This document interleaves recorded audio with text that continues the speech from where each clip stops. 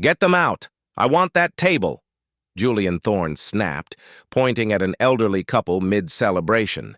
His voice cut through the diner like a blade. The room froze. The waitress, small-tired but unflinching, met his gaze. "They were here first," she said quietly. Laughter from his friends died in their throats. The billionaire's son smirked, peeled off $100 bills, and tossed them to the floor. "Then earn your tip." Every eye watched the bills flutter, a test of obedience and worth. But instead of bending, she said 3 words that would turn his empire upside down: "Pick it up." The Gilded Spoon wasn't just a diner. It was a relic, a stubborn anchor of authenticity in the ever-changing tides of lower Manhattan. Its checkered floors were worn from a century of footsteps.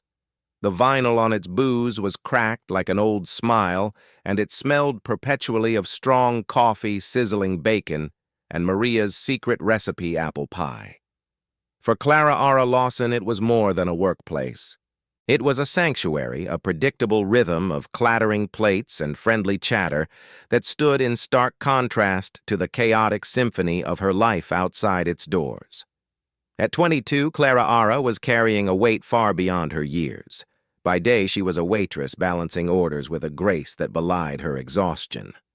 By night, she was a student of architecture at Cooper Union, her textbooks spread across her tiny apartment, dreams of steel and glass rising from the pages. Every dollar she earned was split 3 ways: tuition, rent, and the ever-growing pile of medical bills for her younger brother Liam, whose battle with a rare autoimmune disease was a silent, relentless storm in their lives. The Gilded Spoon, with its steady hours and Maria's understanding eyes, was the one place she could breathe. That Tuesday began like any other. The lunch rush was a controlled chaos of tourists wanting a real New York experience and regulars who had been eating at the same counter for 50 years. Clara Ara moved through it all with impracticed ease, her mind a complex Rolodex of who wanted their coffee black and who was allergic to onions. The bell above the door chimed, but this time it felt different. It wasn't the cheerful jingle of a regular or the curious tinkle of a tourist. It was a sharp, demanding sound, as if the door itself had been shoved open with contempt. In walked Julian Thorne. He wasn't just a customer, he was an event, heir to the Thorne Global Properties, his fortune a name synonymous with half the skyline of New York. Julian moved with an aura of frictionless entitlement. He was handsome in a way that seemed machined to lead, perfect teeth, a jawline that could cut glass, and eyes that scanned the room not to see people, but to assess obstacles. He was flanked by 2 syphons, Caden and Bryce, whose own expensive clothes seemed like costumes they wore to orbit his son. The diner's comfortable hum faltered. Heads turned, whispers rippled through the booze, a table. Now Julian snapped not at anyone in particular, but at the air itself, expecting it to comply. Maria, the diner's owner, and a woman whose 60 years had taught her to spot trouble from a mile away, started to move from behind the counter. But Clara Ara, seeing the most desirable booth was currently occupied by an elderly couple celebrating their anniversary, stepped forward. "Welcome to the Gilded Spoon," she said, her voice even and professional. "It will be just a few minutes for a booth, but we have space at the counter right now if you'd like." Julian's eyes landed on her, and it was like being examined under a microscope. He didn't look at her. He appraised her. A slow, dismissive scan from her worn-out sneakers to the slight fraying on her apron lingering for a moment too long on her face and chest. "I don't do counters," he said, his voice dripping with disdain. He pointed a finger adorned with a heavy gold ring at the anniversary couple. "Get them out! I want that one!" Caden and Bryce snickered. Clara Ara felt a familiar hot spark of anger ignite in her chest. It was the same anger she felt when a professor dismissed her ideas, or when an insurance agent spoke about Liam's condition in terms of costs and liabilities. "Sir, those customers were here first," she said, her tone hardening just a fraction. "As I said, it will only be a few minutes. I can get you some drinks while you wait." "Did you not hear me?" Julian took a step closer, invading her personal space. His cologne, a sharp, eye-watering scent of sandalwood and arrogance, washed over her. I said, "I want that table. Your job is to make it happen. Or are you as stupid as this place looks?" From across the room, Clara Ara saw Chloe, a younger waitress who was still in high school, watching with wide, terrified eyes. She saw Maria's hands tighten on a dish rag. She saw the happy anniversary couple now looking uncomfortable, their quiet celebration spoiled. This man wasn't just a customer. He was a poison seeping into the atmosphere of the one place she felt safe. Clara Ara took a small, deliberate step back, reclaiming her space. "My job is to serve customers, not to throw them out for you. You will have to wait like everyone else." For a moment, Julian looked genuinely stunned, as if a piece of furniture had just spoken back to him. The shock quickly curdled into rage. His face, usually a mask of bored superiority, flushed a deep red. "Do you have any idea who I am?" he hissed, his voice low and menacing. "I know exactly who you are." Clara Ara replied, her voice just as quiet but ringing with a clarity that cut through the tension. "And in here, you're just a customer, one who is being loud, disrespectful, and is currently at the back of the line." The entire diner was now silent. The only sound was the hum of the refrigerator. Julian's friends, Caden and Bryce, had stopped smirking. They looked nervous, glancing at the door as if plotting an escape. They had seen Julian's temper before. Julian's eyes narrowed into slits. He saw this not as a simple disagreement, but as a fundamental challenge to his existence. Julian Thorne was being denied something. He laughed a short, ugly bark. "Let's try this another way," he said. He reached into his pocket and pulled out a thick wad of cash, peeling off several hundred bills and throwing them on the floor between them. "For your trouble. Now get the geysers out of my seat." The money lay on the checkered tiles, a vulgar stain on the diner's simple decency. That was it, the final line. This wasn't about a table anymore. It was about human dignity. Clara Ara looked from the money on the floor to Julian's smug face. She didn't raise her voice. She didn't need to. Her words were cold and hard as steel. "Pick it up," she said. What he scoffed. "Pick it up," she repeated, enunciating each word. "And then get out of this diner. We don't serve people like you here. Your money means nothing." Julian stared at her, his jaw working silently. The public humiliation was more than he could bear. He was used to people cowering, apologizing Fing. He was not used to being commanded. With a snarl, he lunged forward, not towards the money, but towards her. He grabbed her arm, his fingers digging into her flesh like claws. "You're fired, you little." But the sentence was never finished. Reacting on pure instinct born of years of protecting herself and her brother, Clara Ara twisted her arm with a sharp, practiced movement, breaking his grip. With her other hand, she gave him a firm, decisive shove on the chest. It wasn't a violent push, but it was so unexpected and so perfectly balanced that the arrogant billionaire, caught off guard, stumbled backward, crashing into a stack of high chairs near the door with a loud clatter. Silence. Absolute pin-drop silence. Julian Thorne lay in a heap of plastic and chrome. His 1,000 suit jacket twisted his face, a mask of pure, unadulterated fury and shock. Cadan and Bryce froze, their faces pale. Clara Ara stood tall, her arm throbbing where he had grabbed it, her heart hammering against her ribs. She pointed a trembling but resolute finger towards the open door. I said, she announced, her voice ringing through the cavernous silence. "Get out!" Without a word, a humiliated Julian scrambled to his feet. He shot her a look of such venomous hatred it could have curdled milk, a silent promise of ruin.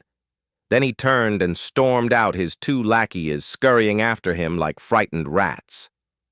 The bell on the door chimed softly as it closed, leaving a stunned diner in its wake. Clara Ara stood there for a long moment, the adrenaline coursing through her veins. Then slowly, the enormity of what she had just done began to crash down upon her. She hadn't just kicked out a rude customer. She had kicked out Julian Thorne. She had declared war on an empire. The silence that followed Julian Thorne's chaotic exit was heavier than any noise. It was a vacuum filled with the unspoken fears of everyone present. The regulars stared, a mixture of awe and terror on their faces. The tourists looked like they had gotten a far more real New York experience than they'd bargained for. Chloe was still frozen by the coffee machine, her hands covering her mouth. It was Maria who broke the spell. She walked slowly from behind the counter, her face unreadable. She bent down, not with any sense of civility, but with a weary dignity, and picked up the $100 bills Julian had thrown. She walked over to the tip jar by the register and stuffed them inside. "That's for Chloe's college fund," she announced to the room, her voice firm.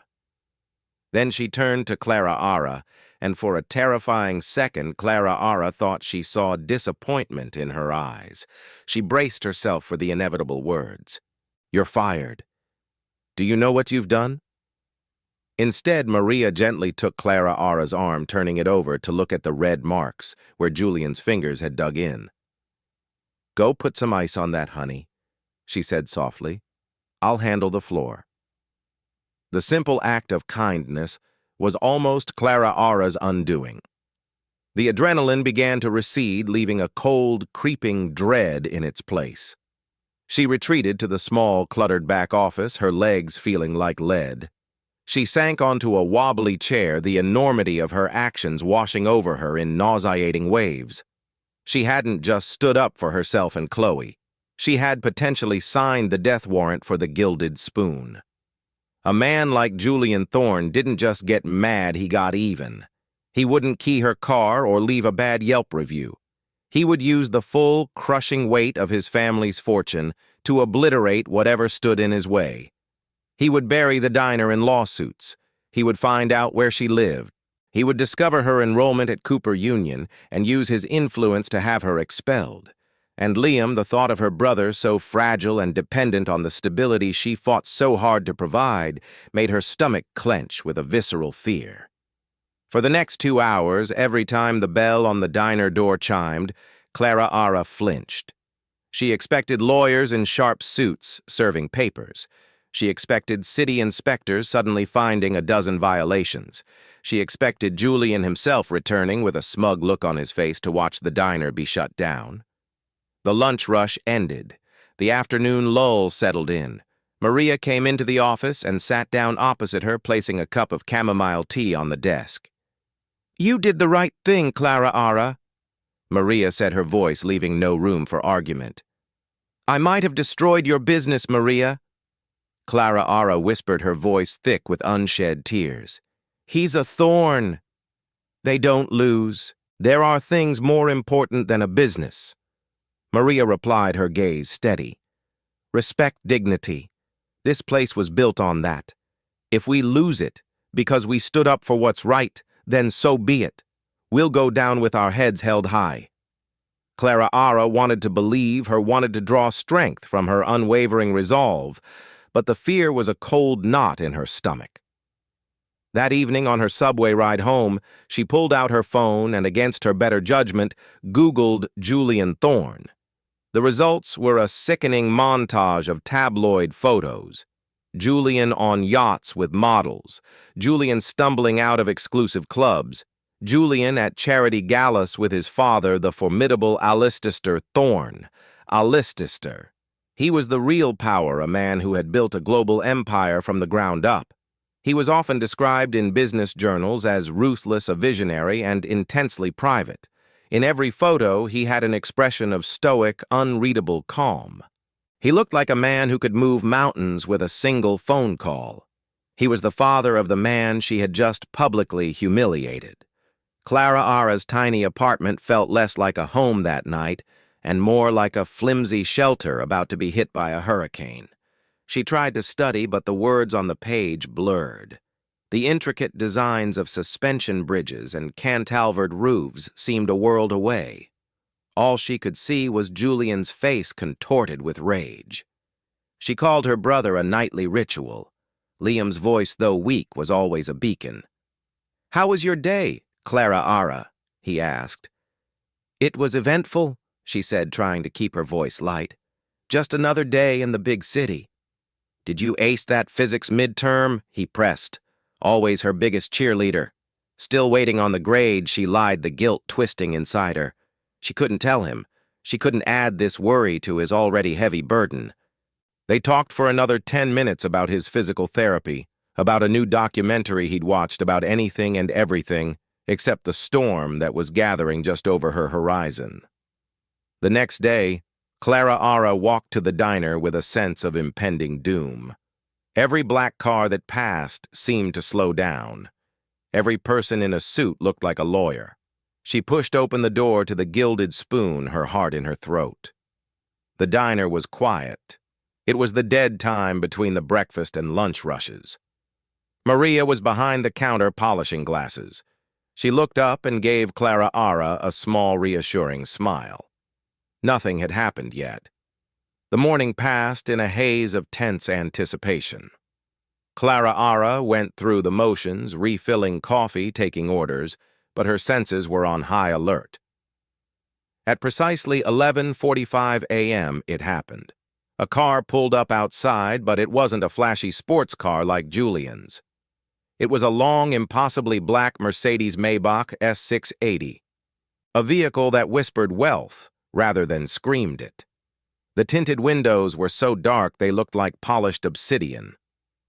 A chauffeur in a gray suit got out, opened the rear door, and stood at attention.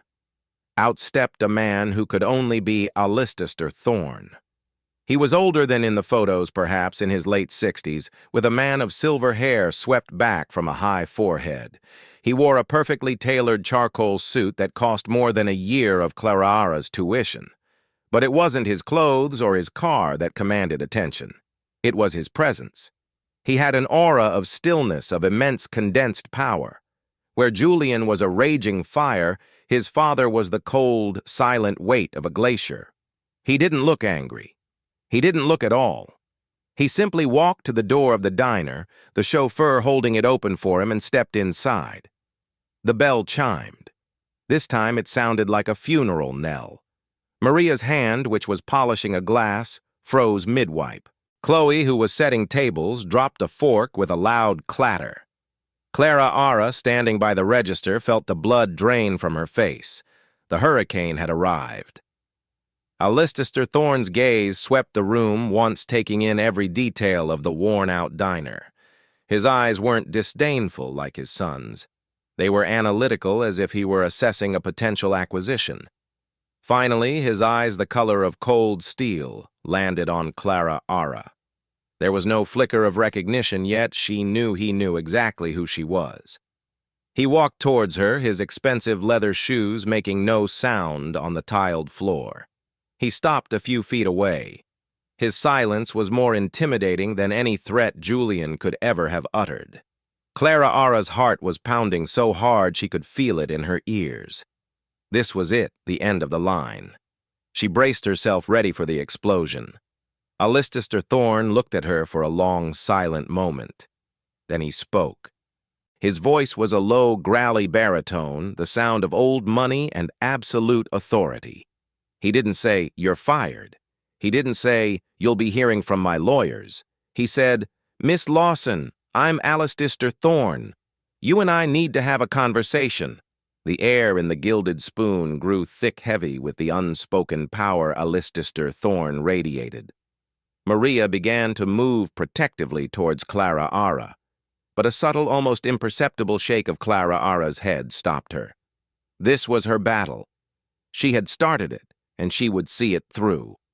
Mr. and Mr. Thorne. Clara Ara said, her voice surprisingly steady despite the tremor in her hands. She met his gaze, directly refusing to be the first to look away. In his eyes, she saw none of his son's petulance, only an unnerving, calculating intelligence. "May we sit?" he asked. It was a question, but it had the weight of a command. He gestured towards the very booth his son had tried to claim, which was now fatefully empty. Clara Ara nodded, her mind racing. What was his angle? A public dressing down a meticulously planned legal threat delivered in person for maximum effect. She led the way to the booth, every nerve-ending screaming, sliding onto the worn vinyl opposite a man whose net worth could probably buy the entire city block, felt surreal. Alistair Thorne sat placing his hands palms down on the Forica tabletop. They were strong, clean hands that had clearly never washed a dish, but had undoubtedly signed deals that shaped skylines. He didn't seem to notice the small crack in the table or the faint stickiness from a long-gone syrup spill. He was entirely focused on her. "Maria!" He called out, his voice calm but resonant. "Could we have 2 black coffees, please, Maria?" Ever the professional simply nodded and went to prepare them. The act of ordering coffee so mundane and normal was disorienting. It was a power play. Clara Ara realized he was establishing control, turning this into his meeting in his time. He waited until Maria had delivered the coffees and retreated to a safe distance before he spoke again. "I was given a rather colorful account of an incident that took place here yesterday." He began, his voice even. "My son Julian seems to be under the impression that he was grievously wronged." Clara Ara gripped her mug. The heat, a small grounding comfort. "Your son was harassing my staff and treating other customers with contempt. When I asked him to leave, he refused and became aggressive. She decided against mentioning that he had grabbed her. Let him bring it up. She wouldn't sound like she was making excuses." Alistair took a slow sip of his coffee. He seemed to genuinely consider her words. "My son has a misplaced sense of his own importance, a symptom of a life lived without friction. He believes the Thorne name is a key that opens all doors. He has yet to learn that some doors, the ones worth opening, require a key of character." This was not what Clara Ara expected. She had prepared for threats, for anger, for dismissal, not philosophy.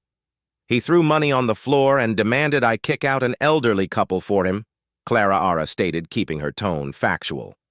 "That's not a lack of friction, Mr. Thorne. That's a lack of basic human decency." A flicker of something was it, disappointment. Respect passed through Alistair's steely eyes. "Indeed," he said, nodding slowly. "Decency, an undervalued asset in today's market." He leaned forward slightly, his gaze intensifying. "Tell me, Miss Lawson, why did you do it? And don't give me a simple answer. I am not a simple man." The question hung in the air. He wasn't asking about the shove. He was asking about the entire sequence, the refusal, the confrontation, the defiance. He was probing her motives, looking for the bedrock beneath her actions. Clara Ara thought for a moment, gathering her thoughts. She thought of Liam, of the quiet dignity of her regulars, of Maria's unwavering support. "Because this place," she said, gesturing to the diner around them, "matters. Maybe not to people like you or your son, but it matters. It's a community. People feel safe here, respected. Your son walked in and tried to shatter that with his money and his name. He tried to make Chloe, a 17-year-old girl saving for community college, feel worthless. He tried to make the Hendersons feel like their anniversary was an inconvenience. He wasn't just being a jerk. Mr. Thorne. He was trying to prove that his power meant their dignity was worthless." She took a deep breath, the words pouring out now. "I didn't do it because I'm brave or reckless. I did it because if you let someone like that chip away at the decency of a place, it rots from the inside out. And I won't let this place rot. Not for any price." Alistair Thorne was silent for a full minute. He stared into his coffee cup as if the secrets of the universe were swirling in the black liquid. Clara Ara's heart hammered. Had she said too much? Had she just insulted him by proxy? Finally, he looked up and his expression had changed. The cold analytical mask had softened, replaced by a look of profound, weary gravity. For 30 years, he said, his voice dropping to a near confessional tone, "I have tried to teach my son that lesson. I have tried to explain that our name, our wealth, is not a shield for bad behavior, but a responsibility. It is a tool. It can be used to build great things, or it can be used as a club to beat people into submission. He has consistently chosen to see it as a club. He sighed a sound that seemed to come from the very depths of his soul. I have failed. My son is a disappointment. He has a brilliant mind for numbers and acquisitions. But the foundation is cracked. He lacks a moral framework. He paused, then looked directly at Clara Ara. You, Miss Lawson, possess that framework. You have a foundation of solid bedrock. I saw it on the security footage.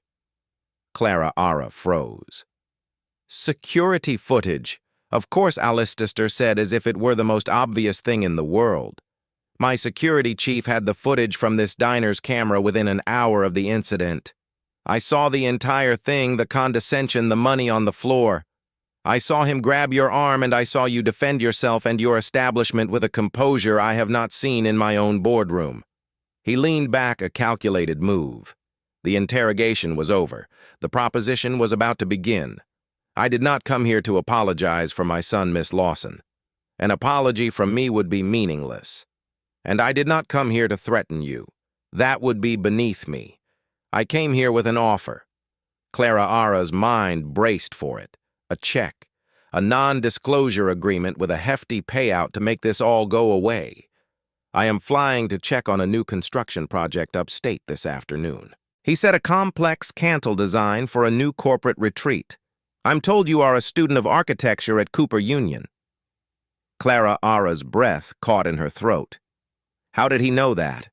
Of course, a man like him could find out her blood type in 5 minutes if he wanted to. The helicopter leaves from the West 30th Street heliport in 1 hour. He continued, ignoring her shock. I want you to come with me. I want to show you the project. I want you to look at the plans, and I want to continue this conversation where we won't be interrupted. Clara Ara was speechless. It was the most bizarre, unexpected twist she could have possibly imagined. A helicopter ride to see an architectural project. Was this a bribe, a threat disguised as a reward, a test? Why, she finally managed to ask, her voice a hoarse whisper. Allister Thorne stood up, placing a crisp new $100 bill on the table, enough to cover 2 coffees 1,000 times over. Because, Miss Lawson, he said, his steel-gray eyes locking onto hers. People with foundations as strong as yours are a rare and valuable commodity. I want to understand what you're built from. The helicopter leaves in 1 hour. A car is waiting for you outside. He turned and walked out of the diner, leaving Clara Ara in the booth, her mind reeling the scent of expensive cologne and the impossible weight of his offer hanging in the air. She had an hour to make a choice that she knew with absolute certainty would change her life forever. The 60 minutes Allister Thorne had given her felt like both an eternity and a split second. Clara Ara's mind was a maelstrom of conflicting thoughts.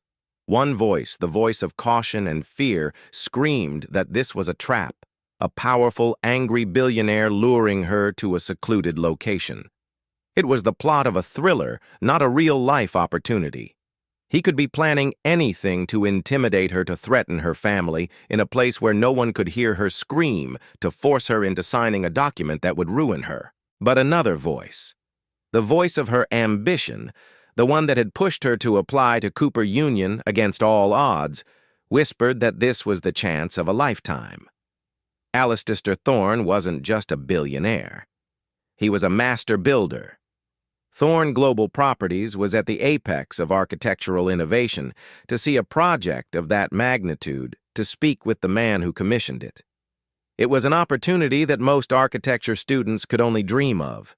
It was a glimpse into the world she was fighting so desperately to enter. Her eyes fell on Maria, who was watching her with a worried expression. "What do you think?" Clara Ara asked, her voice barely audible. Maria wiped her hands on her apron. "I think men like that don't make offers without a reason. He's not interested in your opinion on architecture, honey. He's interested in you. The question is why. Be careful. A lion may praise a sheep, but it's still a lion." Maria's words were wise, but they also held a challenge. Clara Ara had never been a sheep. She looked at her reflection in the dark coffee. She saw a tired waitress in a cheap uniform, but inside she was the architect of her own life. She had to be for Liam. With a deep breath, she stood up. "I have to go." She ran to the back, shrugging off her apron and grabbing her worn backpack, the one that held her sketchbook and pencils. It felt like a shield. She was no longer just a waitress. She was an architecture student. She was going to meet him on her terms.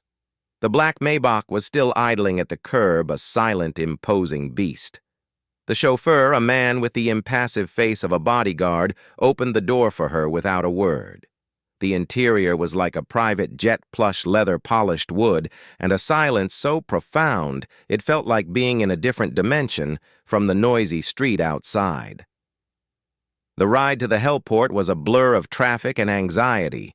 Clara Ara's heart pounded a frantic rhythm against her ribs. When they arrived, Alistair Thorne was waiting standing beside a sleek black Augusta Westland AW-139 helicopter, its rotors beginning to spin with a low, powerful thrum. He had changed from his suit into a more casual but equally expensive cashmere sweater and slacks. He looked less like a corporate titan and more like a king surveying his domain. "Punctual, you valuable asset," he commented as she approached, handing her a pair of noise-canceling headphones. The flight was an experience in sensory overload. As the helicopter lifted off the familiar grid of Manhattan, sprawled below her like a living blueprint. It was the city she loved, the city she dreamed of shaping, seen from a perspective of incredible power and privilege. She could see the iconic skyscrapers, some of which bore the Thorne name, piercing the clouds. It was intoxicating and terrifying. Alistair pointed out landmarks not as a tour guide, but as a general reviewing his territory. Through the headphones, his voice was a calm, clear presence in the roaring chaos of the rotors. "Look there," he said, pointing to a new, impossibly thin residential tower near Central Park. "Engineered support structures. We had to sink caissons 200 FT into the Manhattan schist, a foundation problem. Everything, Miss Lawson, always comes back to the foundation." Clara Ara found her voice. "The lateral load must be immense. You'd need a significant tuned mass damper to handle the wind shear at that height." Alistair turned to look at her, a genuine spark of surprise in his eyes. He had expected a passenger. He had gotten a peer, however, Junior. "We do a 600-ton pendulum. You've done your reading." "I'm not just a waitress, Mr. Thorne," she replied, her confidence growing. In this realm, the realm of design and structure, she wasn't out of her depth. They flew for another 20 minutes, leaving the city behind for the lush green expanse of the Hudson Valley. They finally descended toward a clearing in a dense forest, where a stunning structure was taking shape. It was a building of glass, steel, and dark wood that seemed to jut out from a granite cliff face suspended over the trees below. It was daring, beautiful, and a breathtaking feat of engineering. They landed, and as they walked towards the construction site, Alistair began to talk. He spoke of stress points and materials, of the challenges of building on a sheer rock face, of the interplay between light and shadow. Clara Ara listened enthralled, interjecting with questions about the structural integrity and the environmental impact, her sketchbook already in hand, her pencil flying across the page. They stood on a temporary platform overlooking the valley, the view majestic. The air was crisp and clean. It was a world away from the greasy air of the Gilded Spoon. "What do you think?" Alistair asked. "It's audacious," Clara Ara said honestly. "It defies gravity. It's a statement." And what is the statement?" he pressed. "That with a strong enough anchor," she said, looking at the massive steel bolts drilled deep into the cliffside, "you can build anything. You can reach out into the void without fear." Alistair smiled, a rare, genuine smile that briefly transformed his severe features. "Precisely, and that, Miss Lawson, brings me to the real reason we are here." He turned to face her, the wind whipping at his silver hair. The pleasantries were over. The test had arrived. "I have an offer for you, and it has nothing to do with a helicopter ride. I am prepared to pay for the remainder of your tuition at Cooper Union." all of it. Furthermore, I am offering you a paid senior-level internship at Thor Global Properties, working directly with our lead design team. You will have access to projects and minds that will put you a decade ahead of your peers. I will also take care of your brother's medical expenses, all of them in their entirety. Clara Ara's world tilted on its axis, every single one of her burdens. Tuition. Liam's health, her future, was being lifted in a single sentence. It was a rescue, a golden ticket, a dream so fantastical she couldn't have dared to imagine it. Her mind instantly went to Liam, to the relief, the freedom from worry this would give him. Tears pricked at her eyes, but she remembered Maria's words. A lion may praise a sheep. "What's the catch?" she asked, her voice shaking slightly. "What do you want from me in return?" Alistair's smile vanished, replaced by that same look of intense, serious gravity from the diner. "I want you to work on a project for me, a rehabilitation project." He paused, letting the weight of his next words sink in. "The project is my son. You will be placed on Julian's team. He is overseeing a new development in Hudson Yards. You will be his subordinate officially. You will report to him, but your real report will be to me. I don't want you to be his friend. I don't want you to be his teacher. I want you to be exactly what you were in that diner. An unmovable object, a standard of integrity he cannot bully, he cannot buy, and he cannot break." He took a step closer. "I have given my son every advantage, every tool except for one, a worthy adversary, a consequence. I believe that forcing him to work alongside someone who has already stood up to him, someone who owes her position not to him, but to me, someone who embodies the character he so desperately lacks. It might be the only chance he has left to build a foundation of his own." Clara Ara stared at him horrified. It wasn't a golden ticket. It was a sentence. He wanted to use her. He wanted to put her in a cage with the very man who had assaulted and humiliated her. And he wanted to watch what would happen. He was offering to save her life, but the price was to step back into the lion's den every single day. "You're asking me to be bait," she said, the words tasting like ash. "I'm asking you to be a benchmark," he corrected, his voice cold as the steel bolts in the rock beside them. "I'm offering you the world, Miss Lawson. Your future, your brother's health. In return, I need your strength. The choice is yours." The wind on the cliffside was a wild, clean thing, whipping at Clara Ara's worn jacket and clearing her head. Before her stood a man who held the keys to a kingdom she had only ever seen from the outside, and he was dangling them right in front of her. The structure they had just toured, a breathtaking marriage of audacity and engineering, seemed to pale in comparison to the structure of the offer he was now building in the air between them. "I am offering you a path, Miss Lawson." Alistair Thorne said, his voice a low counterpoint to the rushing wind, one that bypasses the years of struggle, of debt, of fighting for recognition. "I am prepared to fund the entirety of your remaining tuition at Cooper Union. Not a loan, a grant. Furthermore, I am offering you a paid senior-level internship at Thor Global Properties. You would not be fetching coffee. You would be working alongside our lead design team on the Hudson Yards redevelopment. You will have access to resources, minds, and projects that will place you a decade ahead of your peers." Clara Ara's world, which for years had been a precarious balancing act on a knife's edge, suddenly felt solid under her feet.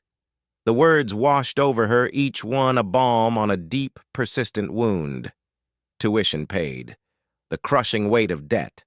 The constant fear of not being able to finish her degree vanished. Paid internship. An end to the grueling double life of waitress and student. An end to choosing between a new textbook and a decent meal. She saw for a dizzying second a future unburdened by financial terror. Then he delivered the final heart-stopping blow. "I will also assume complete financial responsibility for your brother's medical care. All of it. The treatments, the consultations, the hospital stays, whatever he needs from whomever he needs it, wherever in the world that may be." That was the moment her defenses crumbled. The image of Liam, not gaunt and tired in his small bedroom, but healthy and vibrant, flooded her mind. The constant sickening knot of dread in her stomach, the one that tightened every time the phone rang with a call from a doctor or an insurance agent, simply dissolved. Tears, hot and immediate, sprang to her eyes. It was a rescue. A miracle delivered by this cold, calculating man. It was too good to be true. She looked at him, her heart overflowing with a desperate, burgeoning hope. This man, for whatever reason, was her savior. She remembered Maria's warning, a faint echo from another lifetime. A lion may praise a sheep, but it's still a lion. Her nent gratitude was tempered by a sliver of caution, why she finally managed to ask, her voice thick with emotion. "No one does something like this for nothing. What is the catch, Mr. Thorne? What could you possibly want from me in return?" Alistair's expression remained unreadable, but a subtle shift occurred in his posture. The benevolent benefactor retreated, and the ruthless strategist returned. The warmth of the offer receded, replaced by the chill of a transaction. "I do, in fact, require your services for a project," he said. "A rehabilitation project of sorts. A structure that has been built with the finest materials but suffers from a profoundly flawed foundation." He paused, letting the architectural metaphor settle before delivering its true meaning. "The project is my son." The air rushed out of Clara Ara's lungs. The beautiful future he had just painted cracked and shattered like fragile glass. "What are you talking about?" she whispered, though she already knew. "You will be placed on Julian's team for the Hudson Yards project. Officially. You will be his subordinate, a junior member of his staff. You will attend his meetings. You will take his direction." Alistair explained, his tone clinical. "But your true purpose will be different. Your real report will be to me. I don't want you to befriend him. I don't want you to counsel him. I want you to be precisely what you were in that diner. An unshakable standard, a presence of integrity he cannot bully, he cannot buy, and he cannot break." He took a step closer, his shadow falling over her. "I have spent a fortune and a lifetime trying to instill character in him. I have failed. I believe that forcing him into close professional proximity with someone who has already bested him, someone whose position is owed entirely to me and is therefore untouchable, by him, someone who embodies the principles he scoffs at. It may be the only chance he has left to develop a moral core." Clara Ara stared at him, a cold, sickening horror creeping up her spine. This wasn't an act of generosity. It was an experiment, a cruel, manipulative game where she was the primary instrument. The helicopter, the architectural tour, the life-altering offer. It was all an elaborate prelude to this. He wanted to use her trauma, her strength, as a tool to fix his broken son. "You're asking me to be bait?" She said the words tasting like ash. The image of Julian's face contorted with rage as he grabbed her arm flashed in her mind. He wanted her to willingly walk back into that. "I'm asking you to be a benchmark," he corrected, his voice sharp. The horror curdled into fury. "No!" She said the word, a small explosion. "Absolutely not. Do you have any idea what you're asking? That man assaulted me. He humiliated my friend. He is a walking embodiment of disrespect and entitlement. You want me to sit in an office with him every day to subject myself to his arrogance and his temper, to wait for the moment he decides to lash out again. You aren't trying to build his character. You're using me as his punching bag." She expected him to be angry, to rescind the offer. Instead, he simply watched her, his expression one of detached analysis. "Your reaction is precisely why you are the ideal candidate," he said calmly. "You see him for exactly what he is. You are not intimidated. I am not a lab rat.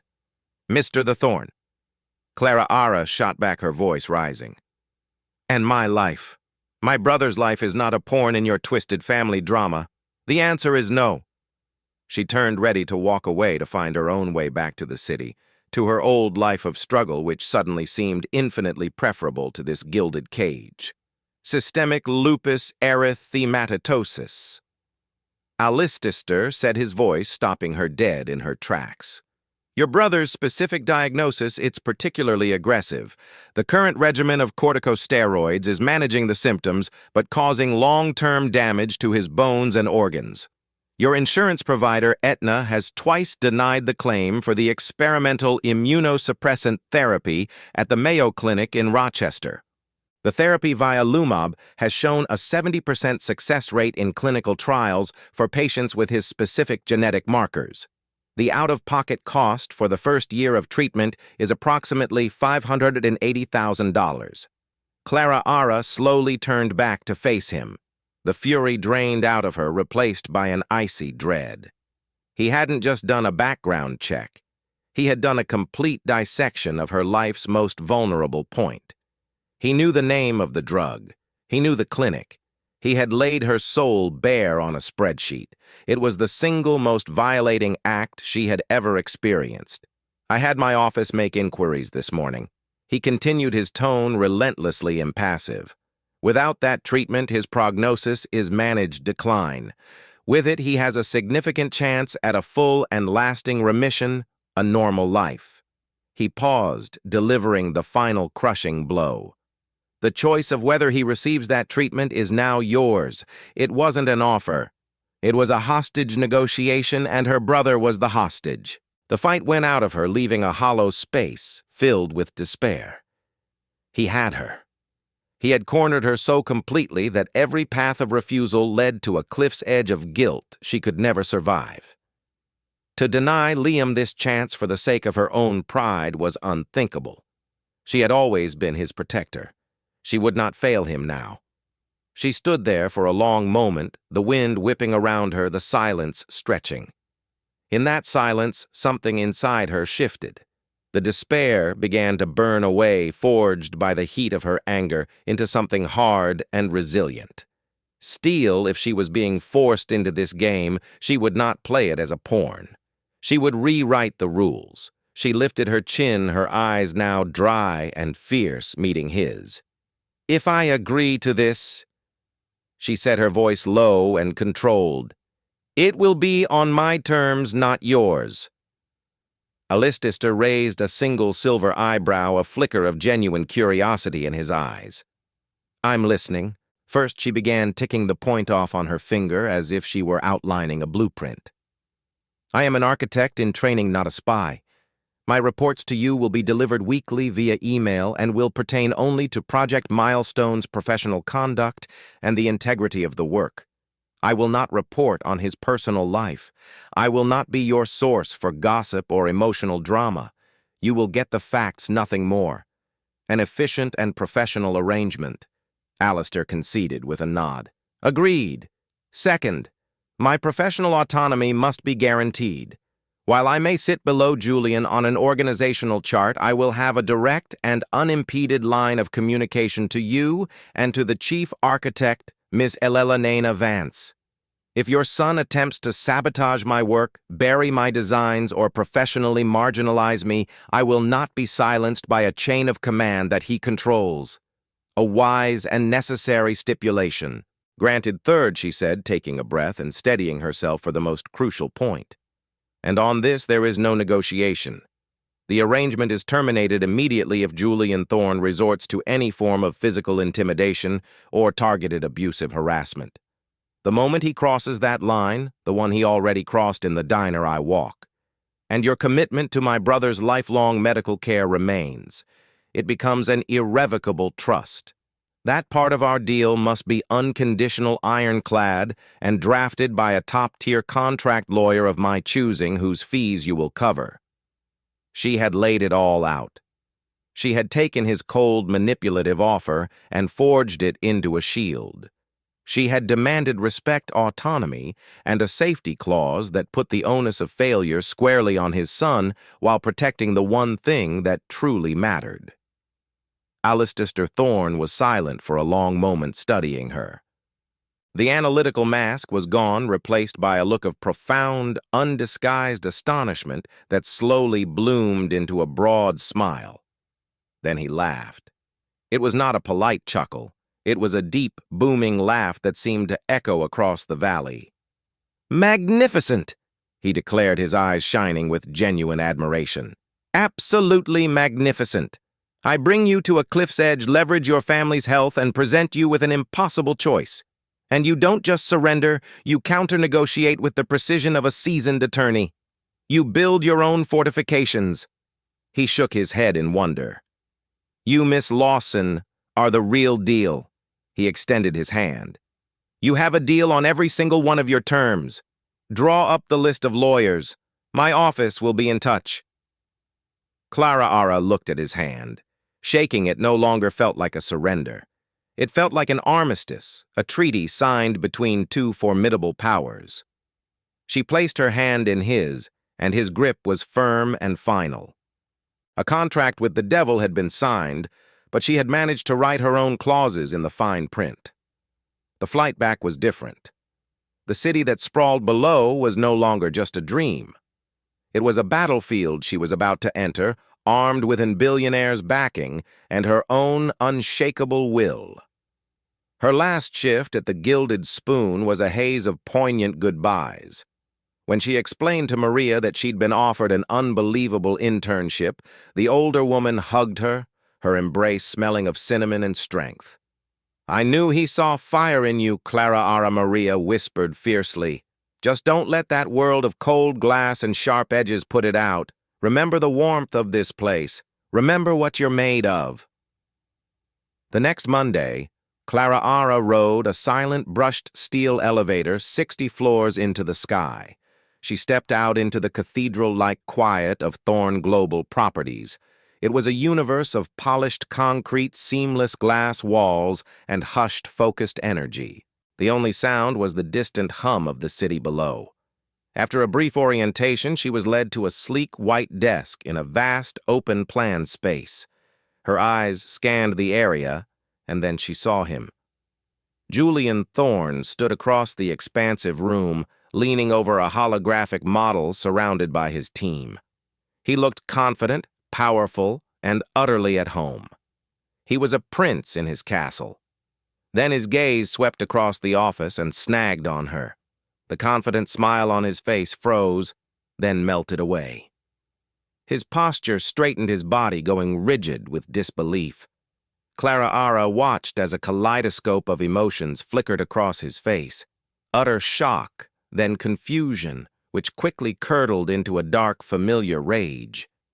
He wasn't just looking at a new intern, he was looking at the living ghost of his most public and profound humiliation, inexplicably resurrected in the heart of his own empire. Clara Ara held his gaze. She didn't smile. She didn't scowl. Her expression was one of placid, professional neutrality. Inside, her heart hammered against her ribs, but her exterior was a mask of calm resolve. She gave him a single deliberate nod, a minute, almost imperceptible gesture of acknowledgement. A colleague to a colleague. The message, however, was as clear as the glass walls surrounding them. I'm here. I'm not a waitress anymore.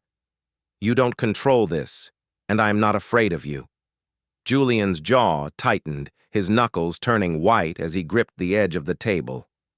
To everyone else, it was just a new employee starting her first day. But to the two of them, it was the opening bell of a war no one else knew had been declared. The game had changed, and Clara Ara Lawson had just walked onto the board. Clara Ara's story isn't just about a single act of defiance in a diner. It's about what happens next. It's a gripping reminder that true strength isn't about the power you're born with, but the character you build when you're tested. She stepped out of her world and into the lion's den, not as prey, but as a force of nature in her own right. This is where the real drama begins. A daily battle of wits and wills inside a corporate empire with a brother's life and her own future hanging in the balance. Can integrity survive in a world of cutthroat ambition? Can a broken heir be rebuilt, or will he try to destroy the one person who sees his cracks? If this story resonated with you, if you believe in the power of standing your ground, then please help us share it. Hit that like button. Share this video with someone who needs a story of courage. And most importantly, subscribe to the channel and turn on notifications. The next chapter of Clara Ara's journey is one you won't want to miss.